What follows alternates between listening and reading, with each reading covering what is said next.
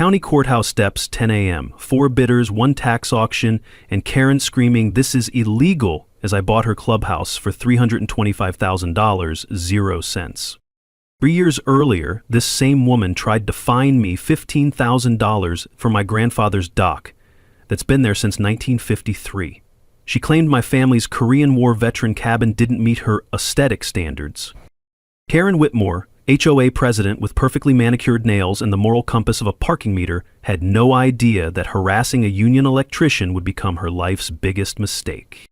Turns out, while she was busy filing lawsuits and hiring expensive lawyers, I was quietly discovering she'd never actually owned the property she was trying to steal from me. Today, Karen writes me monthly rent checks to use the tennis courts in her own neighborhood. What would you do if your HOA tried to steal your family property? Drop your craziest HOA story below, and where are you watching from? Because you're about to see the most satisfying HOA takedown in legal history. Let me paint you the picture of how this whole mess started. My grandfather, Joe, built this 2-acre lakefront cabin with his own hands in 1953 after he came back from Korea. Every cedar shingle, every floorboard, every stone in the fireplace, he placed them himself. The man survived Heartbreak Ridge. Building a cabin was his idea of therapy. The smell of those original cedar shingles still hits you when you walk through the front door, mixed with decades of wood smoke and coffee. I inherited the place after a rough divorce that cost me half of everything else. 25 years of marriage, gone. But Grandpa Joe's cabin, that was mine. Free and clear, with full water rights that predated every fancy house around this lake by 40 years. So there I was, 52 years old, trying to piece my life back together in the same place where I'd learned to tie fishing knots as a kid. The irony wasn't lost on me. I'd spent 3 decades as a union electrician, dealing with power-hungry idiots. And now, I just wanted some peace and quiet. That's when Karen Whitmore showed up. Picture this: white BMW X5, tennis outfit that probably cost more than my monthly pension, and those fake acrylic nails that go tap, tap, tap on her ever-present clipboard. Karen was 48, married to some hedge fund manager, and had moved to the lake 3 years ago with one mission: turning our quiet community into her personal kingdom. The sound of expensive tires crunching on my gravel driveway still makes my blood pressure spike. "Good morning," she chirped, that practiced real estate agent smile plastered across her face. "I'm Karen Whitmore, Sunset Ridge HOA president. This is Steve Patterson, our board member." Steve was her typical yes man, middle management type who'd probably never disagreed with anyone in his life. He stood there holding a stack of papers like they were made of gold. "Beautiful morning," I said, not getting up from my porch chair. "Coffee's fresh if you want some." Karen's smile faltered slightly. She wasn't used to people not jumping up to greet her. "Well, actually, we're here on official business. Your dock violates our new aesthetic standards." I looked out at my grandfather's dock, the same sturdy wooden structure that had weathered 47 winters. "That dock's been here since Eisenhower was president, ma'am." "I'm sure you understand we're trying to maintain property values here," Karen continued, her voice getting that condescending edge. "The Homeowners Association has voted to implement new compliance standards. Your dock needs to be upgraded to match our community aesthetic, or," she paused dramatically, "we'll need you to pay a $15,000 compliance fee." I nearly choked on my coffee.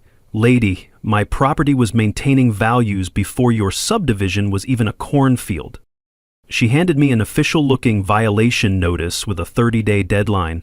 "I'm sure once you review the HOA guidelines, you'll see this is really quite reasonable." That's when I knew I was dealing with someone who'd never been told no in her entire privileged life, the kind of person who thinks legal letterhead makes her right. After they left, I called my union buddy Mike, who'd been through paralegal training. "Bring me every document you've got," he said. "Something smells fishy about this whole thing." 2 days later, Mike was sitting at my kitchen table with a stack of legal papers and a huge grin. "Dan, you're not going to believe this. Your property legally can't be subject to HOA rules. It predates their incorporation by 4 decades. Here's your first knowledge nugget. Always check your deed's recording date versus the HOA's incorporation date. Don't let the older properties often have grandfathered protections that can't be overruled."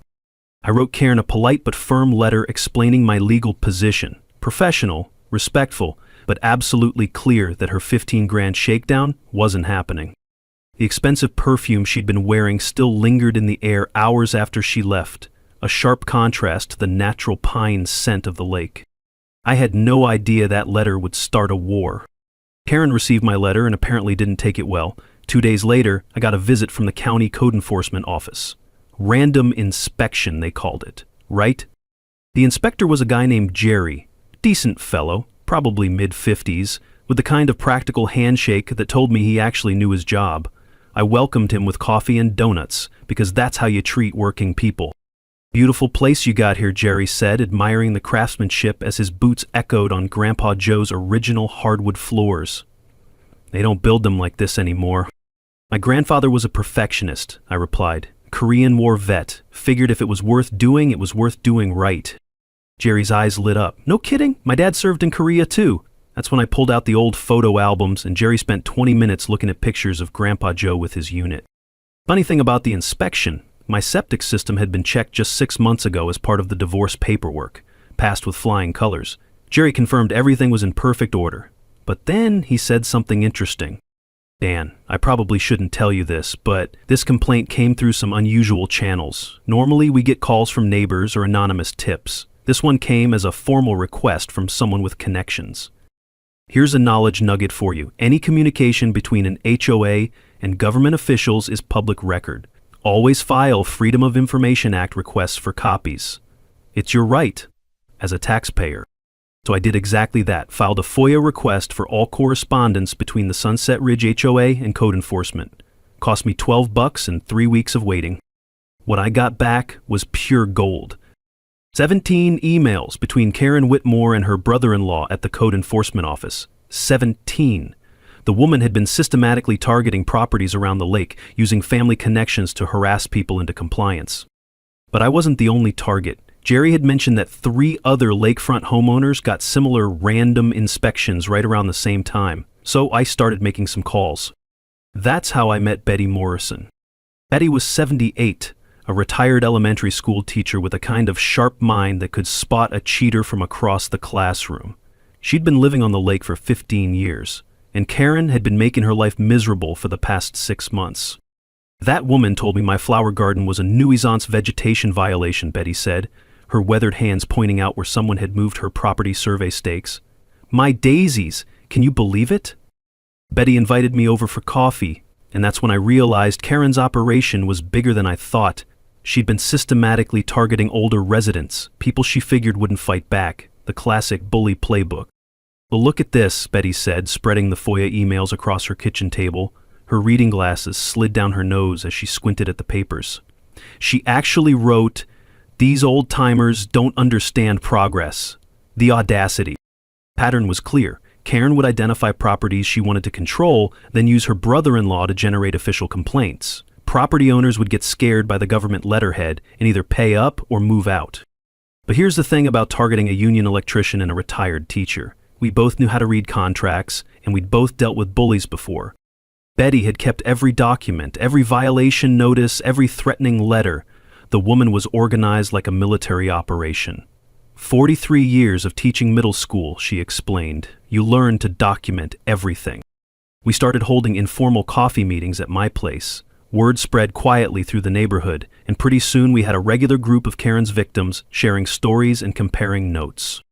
Tom Bradley showed up to the 3rd meeting. Retired Coast Guard, knew maritime law like the back of his hand. He took one look at the harassment pattern and got angry. "This is systematic intimidation," Tom said, his military bearings still evident at 65, "and it's illegal as hell." Tom confirmed what I already suspected. My dock rights were ironclad. Not only was my property grandfathered in, but I had riparian rights that predated the entire development. The best part? Karen's own lawyer would have told her this if she'd bothered to do proper research before starting her little shakedown operation. We were building a case, but Karen was just getting started. The smell of fresh coffee and Betty's homemade pie filled my cabin during these planning sessions, a stark contrast to the toxic situation we were dealing with. But there's something powerful about good people coming together against injustice. By the end of that first month, we had documentation, we had witnesses, and we had a plan. Karen Whitmore had picked the wrong neighborhood to terrorize. Karen apparently realized I was organizing resistance because she went straight into panic mode. 2 weeks after our coffee group started meeting, I got served with a lawsuit. Right in the middle of my birthday barbecue. I'd invited the neighbors over for burgers and beer. Nothing fancy, just good people enjoying a nice Saturday afternoon by the lake. Betty brought her famous potato salad, Tom showed up with a cooler of ice-cold Budweiser, and even some of the younger families from down the shore came by with their kids. That's when this aggressive process server marched onto my property, shoving legal papers at me while the burgers burned on the grill. Daniel Morrison, you're being served. The lawsuit claimed my dock created a navigation hazard and demanded immediate removal. Karen had hired Pemberton & Associates, one of those expensive downtown law firms that charge $500 0 cents an hour to intimidate people. The smell of charred meat filled the air as I read through the legal gibberish, my guests gathering around with concerned faces. But you know what? Seeing that process server disrupt a family gathering did something to my neighbors. It made this personal for them too. This is harassment, plain and simple, said Maria Santos, one of the newer residents. She was an accountant, quiet most of the time, but when she spoke up, people listened. I've seen this kind of legal bullying before. Maria volunteered to help analyze the HOA's financial records. If she's this aggressive about your dock, I guarantee she's playing fast and loose with the community's money, too. Meanwhile, Mike drove up from Columbus with a box full of legal research. My union buddy had been busy, and he was grinning like he'd found buried treasure. Dan, you're not going to believe what I dug up about your friend Karen, he said, spreading documents across my picnic table. 2 ethics violations on her real estate license in the past 5 years, both for misrepresenting property boundaries. But the real bombshell was what he found about the original developer. The company that built Sunset Ridge had gone bankrupt 3 years ago, but not before racking up $340,000 0 cents in unpaid environmental impact fees. The county had been trying to collect ever since, but nobody knew who was responsible. Here's your second knowledge nugget. Property lien searches through your county recorder's office usually cost $5 0 cents 15 per search, but they can reveal hidden debts and legal problems that affect entire developments. Mike had spent 2 days at the courthouse, tracing paper trails and connecting dots. The environmental fees were supposed to be paid before the HOA took over common areas, but the transfer never happened properly. Tom Bradley confirmed what Mike suspected. As a retired Coast Guard officer, Tom knew maritime law inside and out. Your dock rights are federal, he explained. Karen can sue all she wants, but she's got no legal standing. It's like suing someone for having a driveway. We were building a solid defense, but I decided to go on offense too. My union lawyer recommended filing a countersuit for harassment and abusive process. The key was documentation. I started wearing a small digital recorder, perfectly legal in Ohio, with one-party consent. Always document every interaction with photos, recordings where legal, and written summaries with timestamps. That July 4th, the whole neighborhood had a block party down by the lake. Kids running around with sparklers, adults grilling hot dogs, the kind of community gathering that makes small-town America special. Karen showed up drunk. Not tipsy, drunk. She'd apparently been celebrating at the country club before stumbling over to crash our party. Her heel caught in the grass and she stumbled slightly, wine sloshing from her plastic cup. I don't care what some old hillbilly thinks he owns, she announced, loud enough for everyone to hear. This is my lake now. My digital recorder caught every slurred word. The conversation stopped. Kids quit running around. Even the teenagers looked uncomfortable. You could hear crickets chirping in the sudden silence. Ma'am, I said calmly, maybe you should head home and sleep this off. Don't you tell me what to do, Karen shrieked. I'm going to destroy you. I'll take everything you have. Betty stepped forward, all 78 years and 5'2" of her. Young lady, you're embarrassing yourself and this community. Aaron tried to argue with Betty, but you don't win fights with retired teachers. Betty had handled drunk parents at school board meetings before. Steve Patterson, Karen's usual yes man, finally found some backbone. He gently took Karen's arm and guided her toward the parking area. Come on, Karen, let's get you home. But the damage was done. Every neighbor at that party had witnessed Karen's meltdown, and word spread fast. The woman who claimed to represent community values had just shown everyone exactly what kind of person she really was. My recorder had captured it all, and suddenly Karen's lawsuit looked a lot weaker. Karen's lawsuit wasn't working, so she decided to get dirty, really dirty. A week after her drunken meltdown, I got another unexpected visitor. This time from the EPA. Someone had filed an anonymous tip claiming my old cabin was polluting the lake with illegal sewage discharge. The EPA inspector showed up the same day my lawyer filed our countersuit. Coincidence? Yeah, right. But here's the thing about being a union electrician for 30 years. You learn to anticipate problems before they happen. I'd already had independent water testing done around my property just in case someone tried to pull exactly this kind of stunt. The EPA inspector was Sandra Kim, a professional who actually knew her job. She spent 3 hours taking water samples around my dock, testing my septic system and examining every inch of my shoreline. "Mr. Morrison," she said, watching the clear lake water catch the morning sunlight in her testing vials, "I've got to tell you, these are some of the cleanest water samples I've seen on this entire lake. Here's your third knowledge nugget. Private environmental testing costs $200, 0 cents, but can expose false accusations and reveal real pollution problems. Always get independent verification before government agencies get involved." But Sandra's testing revealed something Karen probably didn't expect. The real pollution problem wasn't coming from my 70-year-old cabin. It was coming from Sunset Ridge's over-fertilized lawns and faulty storm water system. Phosphate levels near the new development were 300% above safe limits. All that chemical lawn treatment was running straight into the lake every time it rained. "This is a serious environmental violation," Sandra explained, showing me the test results. "Someone's going to be looking at major fines." Tom Bradley had noticed the same thing from his boat. "Been seeing unusual algae blooms near those storm drains all summer," he'd told me. "Water's turning green every time we get a heavy rain." Meanwhile, Maria Santos was working her accounting magic on the HOA's financial records. What she found was stunning. "Dan, look at this," Maria said, spreading budget printouts across my kitchen table. Her reading glasses reflected the afternoon light streaming through my windows. $89,000 in landscaping fees paid to Karen's husband's company over the past 2 years.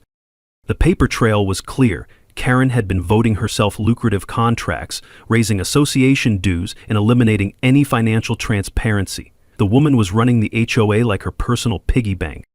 Betty Morrison had been busy too. As a retired teacher, she knew how to research like a detective.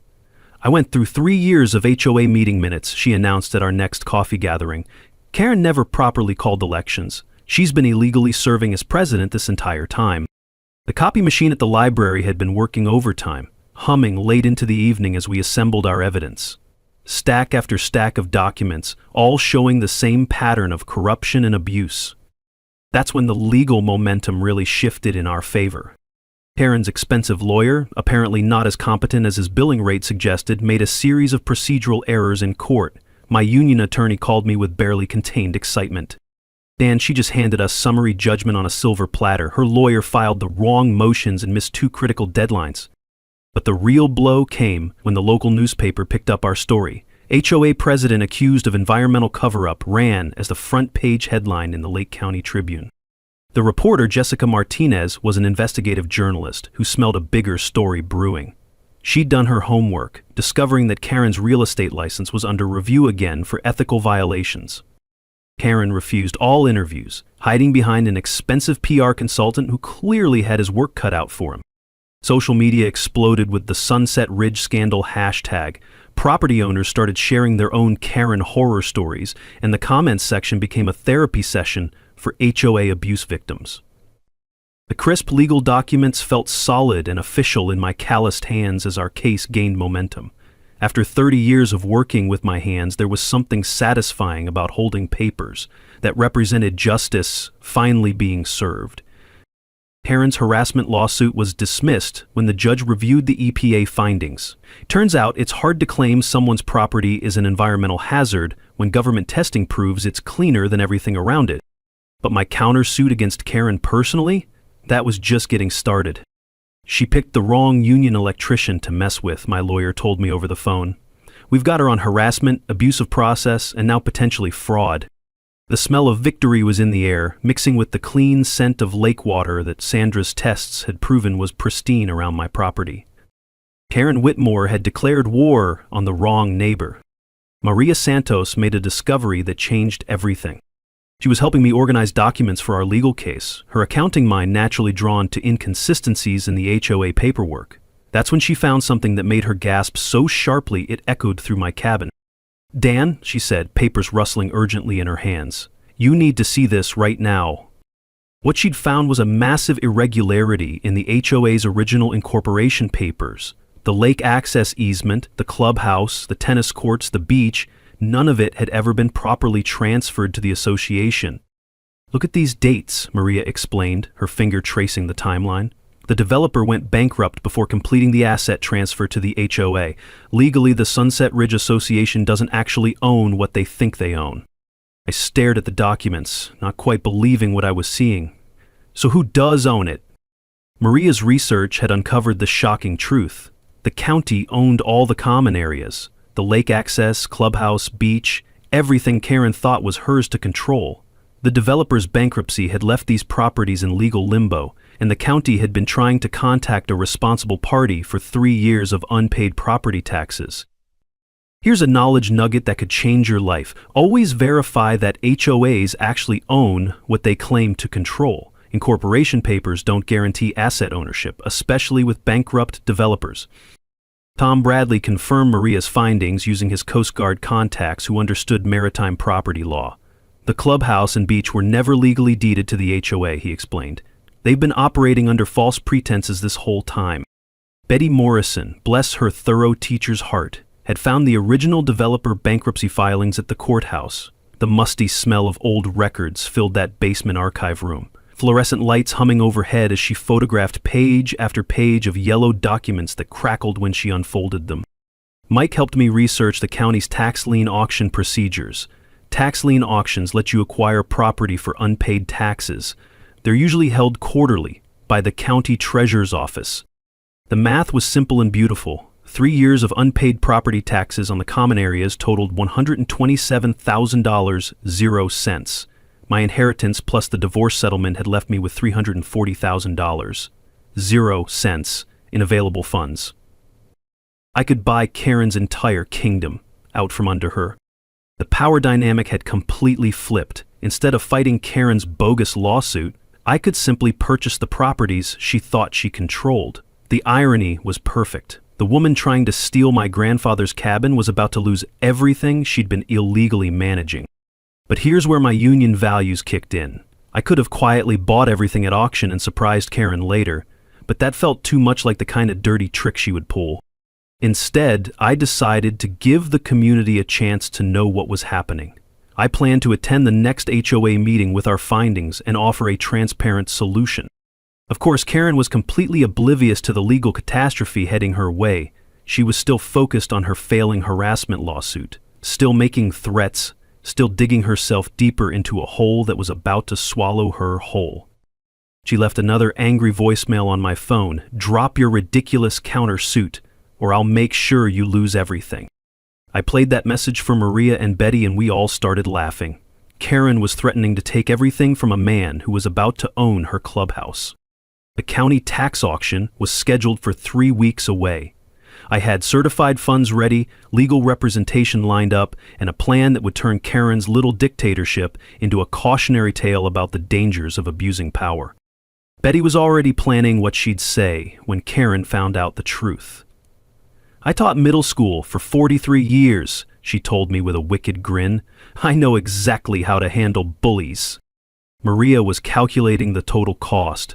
$127, 0 cents, K in back taxes plus fees and legal costs, roughly $150, 0 cents K. Total investment to acquire a property worth over $2 million, 0 cents. The best part? Everything Karen had done to me was about to become perfectly legal when I did it to her. My cabin became the unofficial headquarters for what Betty dubbed Operation Lake Justice. The smell of fresh coffee mixed with old wood as papers covered every surface of my dining table. We had wall maps showing all the properties, legal timelines, and auction deadlines marked in red ink.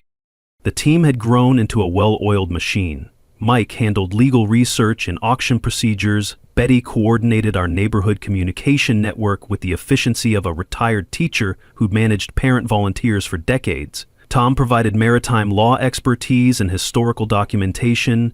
Maria managed our financial analysis and tax calculations. Then we got a major addition to our crew. Jennifer Kim, an environmental lawyer who'd heard about our EPA findings. She offered to work pro bono on the environmental violations case. What Karen's done here goes way beyond HOA harassment, Jennifer explained during our strategy session. Using family connections to file false government complaints is abuse of process. The environmental cover-up could be criminal fraud. We developed a three-front attack strategy. On the legal front, Jennifer filed formal environmental complaints against the Sunset Ridge development with both state and federal agencies. My countersuit against Karen personally was proceeding beautifully. When HOA officials exceed their authority for personal gain, you can sue them individually, which pierces their corporate protection. The financial front was where things got really interesting. I registered for the county tax auction and got my certified funds ready. The bank's counting machine whirred late into the evening as I arranged cashier's checks. Maria calculated our total acquisition cost, $127.00. K in back taxes, $15.00 K in fees, $8.00 K in legal costs, roughly $150.00 K to buy a $2,300,000 property. Here's another knowledge nugget. Tax lien certificates in Ohio earn 18% annual interest if the property isn't redeemed by the original owner. Betty organized the community front like a military campaign. Her lake preservation committee included affected neighbors, and she'd started a social media campaign documenting Karen's abuses. The local TV news station was sniffing around after our environmental story went viral. The technical preparation was thorough. Jennifer's environmental consultant waded through the muck near those storm drains, documenting pollution sources while the smell of algae and chemical runoff made everyone gag. An independent property surveyor confirmed what we already knew. All the boundary disputes favored my position. One more knowledge nugget. Independent surveys cost $800,000, but often reveal HOA boundary overreach that you can use in court. Tom Bradley was documenting 47 years of my family's lake stewardship with old photographs and Coast Guard navigation records. The historical evidence was overwhelming. My grandfather's property had been good for this lake long before Karen's subdivision existed. But the most important part of our strategy was psychological. I continued my normal cabin routine, waving politely when Karen drove by in her BMW. The woman had no idea what was coming, and her frustration was driving her to make bigger and bigger mistakes. Let her think she's winning while we build the trap, I told Mike during one of our late-night planning sessions. The auction mechanics were straightforward. Sealed bid process, 10% deposit required, 30-day closing period. If I won, I'd get immediate ownership of all structures and common areas. Every contract the HOA had signed would become mine to enforce or void as I saw fit. Final takeaway: buying tax-delinquent HOA property gives you control over all association assets and existing contracts. We had a backup plan too. If the auction strategy somehow failed, our countersuit case was strong enough to win $200.00 K plus in damages. Jennifer's environmental case could force expensive remediation on Sunset Ridge. We documented enough harassment for a solid homeowner's insurance claim. The beauty of our approach was that Karen had unknowingly created all the evidence we needed. Every threatening letter, every illegal government complaint, every abuse of HOA authority. She'd handed us a perfect case on a silver platter. 3 weeks before the auction, I started wearing my small digital recorder everywhere. Legal in Ohio, and Karen was getting more erratic by the day. I had a feeling she was going to do something spectacularly stupid before this was over. Betty was already planning the victory party. 43 years of teaching middle school, she told me, and I never met a bully who didn't eventually hang themselves with their own rope. Maria had the financial projections ready. Even if we paid full market price for the property, we'd control prime lakefront real estate worth millions. At auction prices, it was the deal of a lifetime. Tom was practicing his speech for when Karen found out the truth. Military precision, he called it. The stage was set. Karen Whitmore thought she was playing chess while we'd been setting up a completely different game. In 2 weeks, the Queen was going to discover she'd been in checkmate all along. Karen was getting desperate, and desperate people do stupid things. It was 2 a.m. when my security camera, Tom Bradley's suggestion after all the harassment, caught her sneaking around my dock with a pair of bolt cutters. The woman was actually trying to sabotage my property. The infrared footage was crystal clear. Karen, dressed in dark clothes like some suburban ninja, cutting through the ropes that secured my dock to the shore. You could hear the splash as my grandfather's dock bumped against the rocks, rope fibers snapping in the night air. Here's a knowledge nugget that could save your property. Security cameras on your own land are legal everywhere. Invest in night vision capability if you're dealing with unstable neighbors. I didn't confront her directly. Instead, I filed a police report the next morning, handing over the digital evidence to Deputy Johnson, whose pen scratched methodically across the incident report as he documented Karen's criminal mischief. "This is escalating beyond civil disputes," Deputy Johnson warned me. "People this unhinged can be dangerous. Keep your doors locked." The video went viral on local Facebook groups within hours. The comments section exploded with outrage from neighbors who couldn't believe their HOA president was creeping around cutting dock lines at 2 a.m. "I can't believe we elected this woman to represent us," wrote one neighbor. Even Karen's few remaining supporters started backing away. Whispered conversations followed her everywhere, at the grocery store, the gas station, the country club. You could see people's eyes tracking her movements, wondering what she'd do next. That's when Karen made her biggest mistake yet. She approached me privately at the marina, probably thinking she was being clever. Of course, I was wearing my digital recorder, and I captured every word of her attempted bribery. "Look, Dan," she said, glancing around nervously, "maybe we can work something out. I'm prepared to offer you $50,000 to just move away and drop all this legal nonsense." Look, I kept my voice calm and level. "Ma'am, are you trying to buy me off?" "I'm trying to be reasonable here," Karen continued, her desperation obvious. "We both know you don't really belong here with people like us. Take the money, find a nice little place somewhere else, and we can all move on." "Ma'am, I'm going to pretend you didn't just say what I think you said." The recording was pure gold. Bribery, intimidation, and what sounded suspiciously like discrimination, all captured in high-definition audio. Bribery and intimidation attempts are federal crimes when they involve property disputes. Always document these conversations legally. Jennifer Kim, our environmental lawyer, nearly jumped out of her chair when I played her the recording. "Dan, this recording just made your harassment case a slam dunk." She's looking at criminal charges now. The legal momentum was building like an avalanche. Jennifer's environmental case had attracted EPA attention, and now the state environmental agency was launching a full investigation into Sunset Ridge's construction permits. Meanwhile, the local news coverage was getting serious attention.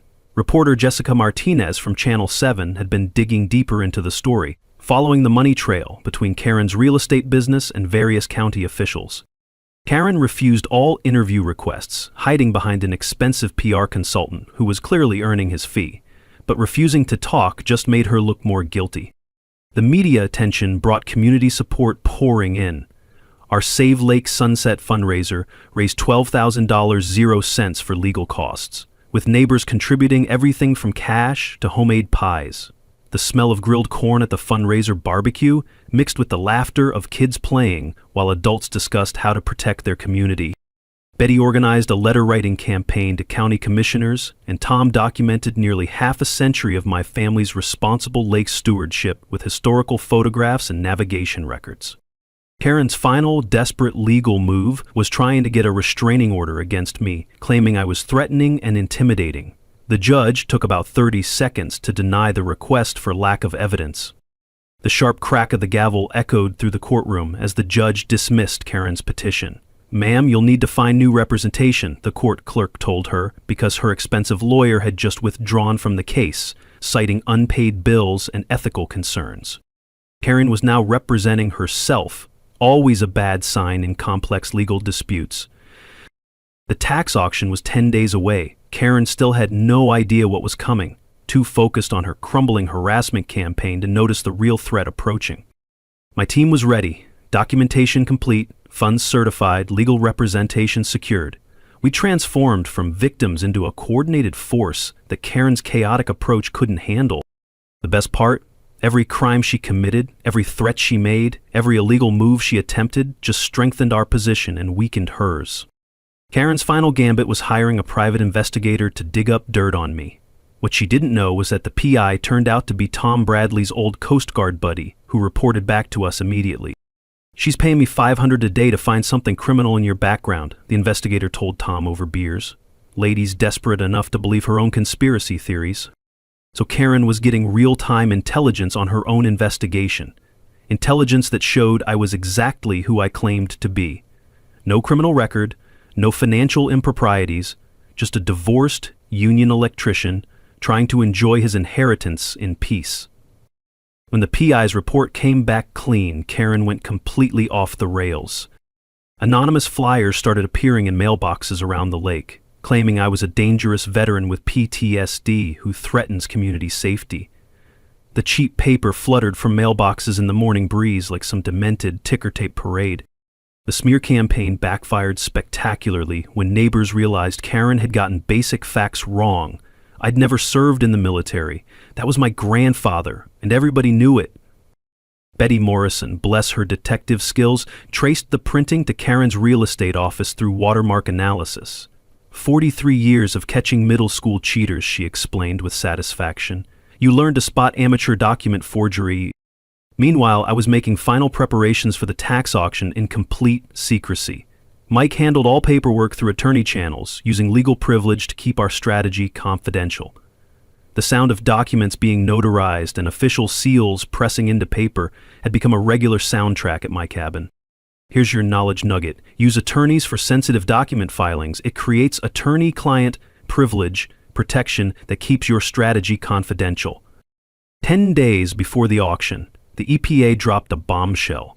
Their testing confirmed major violations in Sunset Ridge's stormwater management system, with a proposed $2,300,000 0 cents fine for the original developer, who'd been bankrupt for 3 years. Environmental liabilities transfer with property ownership, meaning individual homeowners were now potentially liable for the mess. Always check for environmental contamination issues when buying property. Liability follows ownership. Erin called an emergency HOA meeting when the EPA news broke.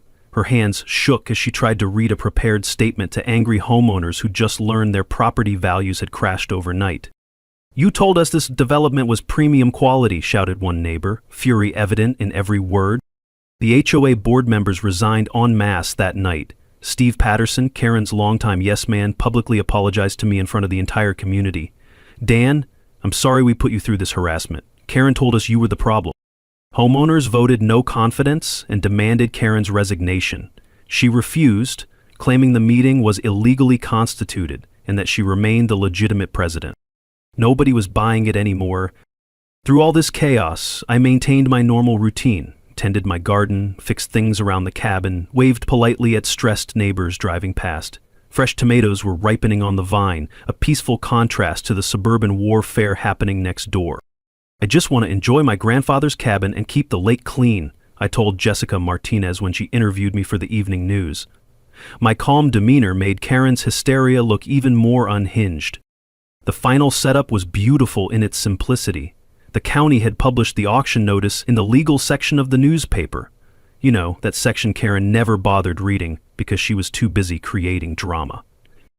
My team was ready with all documentation, certified funds, and legal representation, but somehow word had leaked about the upcoming auction, and 3 other bidders registered at the last minute. That night, I set my alarm for 5 a.m. and made final preparations. The manila envelope containing my certified cashier's check sat on my kitchen counter, representing 3 years of careful planning and Karen's complete blindness to the real threat. Tom Bradley stopped by for coffee before the big day. 40 years of Coast Guard service, he said, and I've never seen someone sail straight into an iceberg they could have avoided with basic navigation. Betty called to wish me luck. "Remember, sweetie, bullies only win when good people don't fight back. You fought back." Maria had run the numbers one final time. Even if bidding got competitive, we were acquiring millions in lakefront property for a fraction of its value. The irony was perfect. Karen had spent months trying to steal my grandfather's modest cabin, never realizing she was about to lose a multi-million-dollar clubhouse to the same man. My alarm clock was set, the trap was ready. Karen Whitmore was about to discover that sometimes the best revenge isn't getting even. It's getting everything. Auction day. County courthouse steps, 10 a.m. sharp. Morning dew clung to the courthouse lawn as county officials set up their folding table and paperwork. My footsteps echoed on the marble steps as I arrived with Mike, my certified check sealed in a manila envelope that represented 3 years of careful planning. I dressed simply, jeans, work boots, flannel shirt. Just another working guy conducting business, nothing flashy or attention-grabbing. That's when I saw Karen's BMW screech into the parking lot. She jumped out, still in her tennis outfit, and sprinted toward the courthouse. The look on her face when she spotted me standing with the other bidders was priceless. Pure shock mixed with dawning horror. "This is illegal!" Karen screamed loud enough to wake the dead. "You can't sell our property!" The county clerk, a patient woman in her 60s who'd probably seen every kind of drama, calmly explained the law while legal documents fluttered in Karen's shaking hands. "Ma'am, unpaid property taxes create a lien. The lien holders have the right to auction for recovery. This is standard procedure."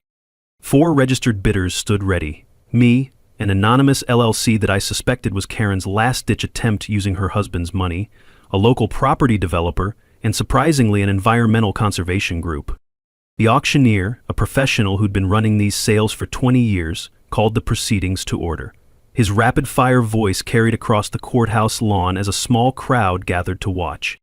"We're here for the tax lien auction of properties commonly known as Sunset Ridge Common Areas, including clubhouse, beach access, tennis courts, and recreational facilities. Bidding starts at $127,000, 0 cents to cover outstanding tax obligations." Karen's anonymous LLC bid immediately. The property developer jumped in. The environmental group raised their paddle. The crowd murmured as bidding quickly escalated past $200,000, 0 cents, then $250,000, 0 cents. Jessica Martinez and her news crew were filming everything, cameras capturing the drama as Karen paced frantically behind the bidders. At $280,000, 0 cents, only Karen's LLC and I remained active. The developer had dropped out. The conservation group was saving their resources. That's when I made my final move.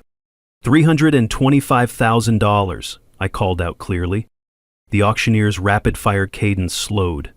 "I have $325,000, 0 cents, from bidder number 1. Do I hear $330,000, 0 cents? Silence. Karen's husband frantically whispered in her ear, probably explaining they'd reached their limit. Going once, going twice. The auctioneer's gavel hung in the air. "Sold to bidder number 1. The sharp crack of the gavel striking the wooden block echoed across the courthouse steps with beautiful finality.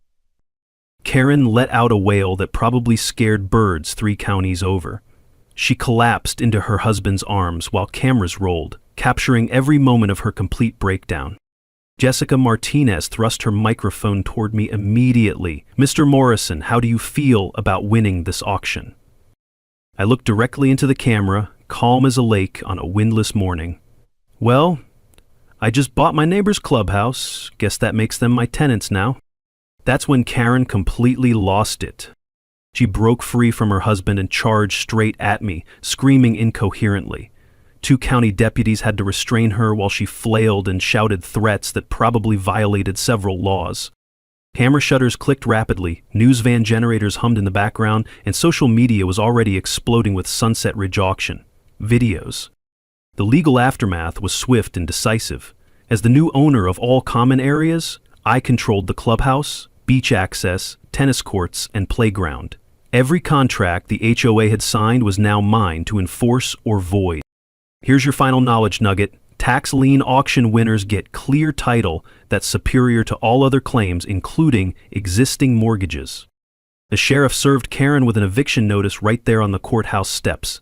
"Ma'am, you're currently behind on association dues owed to the new property owner. You have 30 days to pay or vacate." I announced my new rental rate for Karen's access to the facilities, $15,000, 0 cents per month. The same amount she'd tried to extort from me for my grandfather's perfectly legal dock. The crowd that had gathered began cheering. Neighbors who'd witnessed months of Karen's harassment were applauding spontaneously. Betty Morrison had tears in her eyes. Tom Bradley gave me a crisp military salute. "She picked the wrong union electrician to mess with," my lawyer told the reporters, grinning from ear to ear. Karen's harassment lawsuit was automatically dismissed. She no longer had legal standing to sue me over property I now controlled. My countersuit against her personally was proceeding full steam ahead. The power reversal was complete. The woman who'd tried to steal my family's cabin was now facing eviction from her own community. 6 months later, the transformation was remarkable. I kept the clubhouse open for all residents at reasonable rates. $50, 0 cents a month for families, $25, 0 cents for seniors. The smell of fresh paint filled the air as we renovated, and the sound of kids laughing at the playground returned for the first time in years. Betty Morrison won the legitimate HOA election in a landslide, becoming president with 89% of the vote. Her first act was implementing financial transparency that Karen had eliminated. Her second was establishing environmental restoration as the community's top priority. Karen's fate was swift and decisive. She lost her real estate license permanently after the state board reviewed our evidence of fraud and harassment. Criminal charges were filed for the bribery attempt and environmental cover-up. She was forced to sell her house to pay legal bills and move to a small apartment across town. I didn't take pleasure in anyone's downfall, but actions have consequences. The environmental victory became our biggest success story. The EPA approved my lake restoration plan, and we secured a $50,000 0 cents federal grant for wetland restoration. New native plants were taking root along the shoreline, their green shoots a sign of the lake's recovery. Water quality improved 40% in the first year. The algae blooms disappeared, fish populations rebounded. Tom Bradley reported seeing osprey nesting for the first time in a decade. The community healing happened faster than anyone expected. Monthly lake cleanup events drew 50+ volunteers, with me providing free barbecue for everyone who helped. The sound of laughter and music from these gatherings replaced the tension that had poisoned our neighborhood. Property values recovered completely as the environmental issues were resolved and the community drama ended. Real estate agents started advertising Lake Sunset as a premier destination again. My personal life took an unexpected turn too. Maria Santos and I started dating, our relationship built on shared values and mutual respect. She moved into the cabin last month, bringing her homemade salsa recipes to our community dinners. The Grandpa Joe Memorial Scholarship launched with $25,000 0 cents from my countersuit settlement. Turning personal victory into community benefit creates lasting positive change that outlasts any individual conflict. We award $2,500 0 cents annually to local students entering trade schools. Our annual Lake Stewardship Day now brings 200+ volunteers from across the county. I teach dock building workshops for kids, passing on skills my grandfather taught me. Betty wrote a book titled Fighting HOA Bullies, a Senior's Guide, that became a local bestseller. The practical lessons we learned spread far beyond our community. My YouTube channel, Know Your Property Rights, has 50,000 subscribers, helping other homeowners fight similar battles. The most popular video is How to Research HOA Authority, with over 300,000 views. Betty's book signing events turn into informal support groups for HOA harassment victims. Tom Bradley consults on maritime property rights cases across Ohio. Maria started a side business helping homeowners analyze suspicious HOA finances. 3 other HOA disputes in our county were resolved using our playbook: research, documentation, community organizing, and strategic legal action. The ultimate irony? Karen eventually applied for a job at Bradley's hardware store downtown. Tom's friend, who owns the place, asked my opinion before hiring her. "Give her a chance," I told him. "Everyone deserves the opportunity to rebuild their life." She's been working there 6 months now, quietly and professionally. We nod politely when we see each other in town. No drama, no conflict, just 2 people who've moved on from an unfortunate situation. Last month, the county commissioners asked me to run for their board, focusing on property rights protection and environmental stewardship. Maria thinks it's a great idea. Betty's already volunteering to manage my campaign. From victim to community leader in 2 years. Not bad for a divorced electrician who just wanted to enjoy his grandfather's cabin in peace. The final scene always brings me back to where this started. Sitting on my dock at sunset, watching loons call across clean water, with my grandfather's Korean War flag flying proudly above the cabin he built with his own hands. Sometimes the best revenge isn't getting even, it's building something better than what they tried to destroy. What's your worst HOA nightmare? Share your story in the comments, the craziest ones might become our next video, and hit that subscribe button and ring the bell. We're investigating 3 more HOA corruption cases that'll blow your mind. Next week, the HOA that tried to ban vegetable gardens until they discovered the homeowner was a commercial farmer with $2 million 0 cents in crop insurance. You won't believe what happened when harvest season arrived.